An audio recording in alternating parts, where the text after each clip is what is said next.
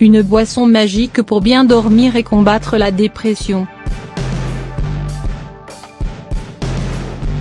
Contrairement aux idées reçues, nous avons plus besoin de magnésium que de calcium car c'est un oligo-élément nécessaire au bon fonctionnement de notre organisme.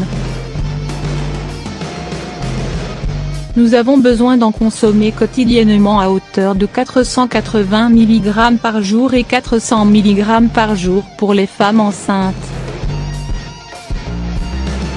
Au XIXe siècle, lorsque l'alimentation était plus équilibrée et pas dénaturée à cause du raffinage de certains aliments, la carence en magnésium n'existait pas. La consommation de 500 g de pain complet au levain procurait l'apport quotidien nécessaire en magnésium. Aujourd'hui, le pain que nous consommons en est pratiquement dépourvu. Les bienfaits du magnésium.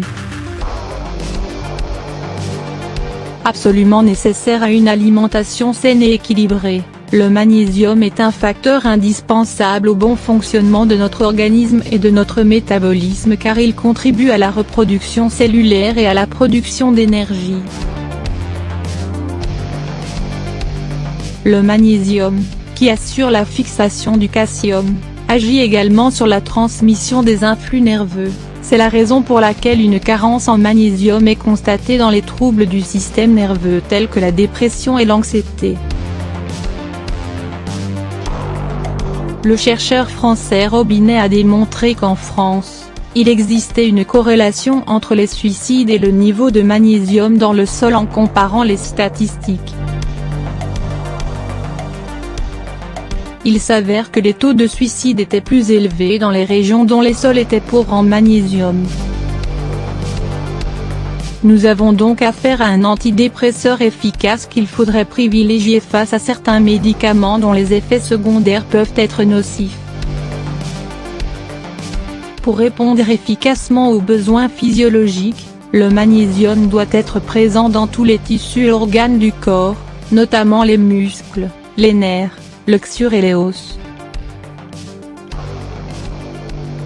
Aujourd'hui, 77 des femmes et 72 des hommes ont une carence en magnésium, pourtant il est possible d'en trouver dans de nombreux aliments du quotidien tels que le cacao, les fruits oléagineux, amandes, noix du Brésil, noisettes, pistaches, noix, artichauts et épinards bouillis, les crevettes, etc.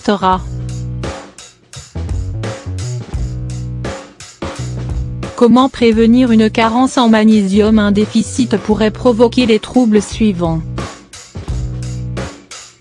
Dépression, spasmes musculaires, arthrite, confusion, tremblements, problèmes vasculaires, colère, convulsions, maladies cardiovasculaires, insomnie, sensibilité à la douleur, palpitations.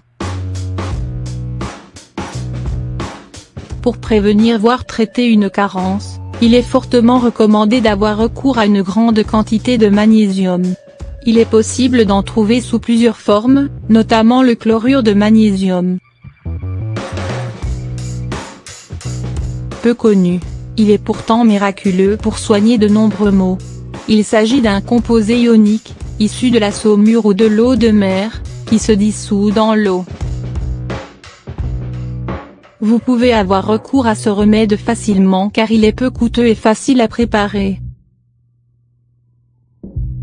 Le seul bémol étant son goût un peu désagréable auquel vous finirez par vous habituer avec le temps.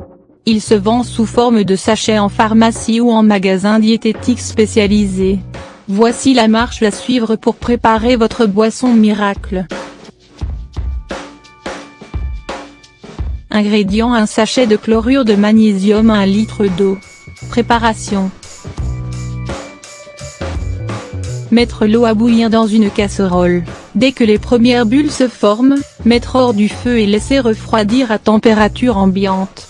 Ajoutez ensuite un sachet de chlorure de magnésium à l'eau tempérée. Votre boisson est prête. Si vous voulez atténuer son amertume, nous vous conseillons de conserver votre boisson au réfrigérateur. La dose à consommer dépend de votre âge et du cas que vous voulez traiter. Pour les personnes âgées de 5 ans et plus, un verre, 125 ml, d'1 à 6 fois par jour. Pour les enfants ayant moins de 5 ans 100 ml à 4 ans 80 ml à 3 ans et 60 ml à 2 ans.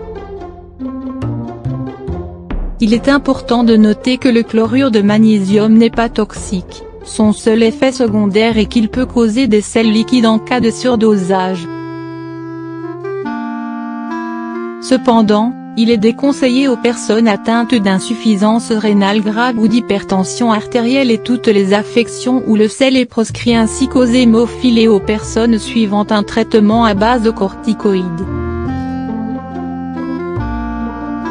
Voici la posologie recommandée selon des cas bien précis: ostéoporose et décalcification 1 à 2 verres par jour pendant 21 jours, arrêter 3 semaines puis recommencer l'opération 2 ou 3 fois par an.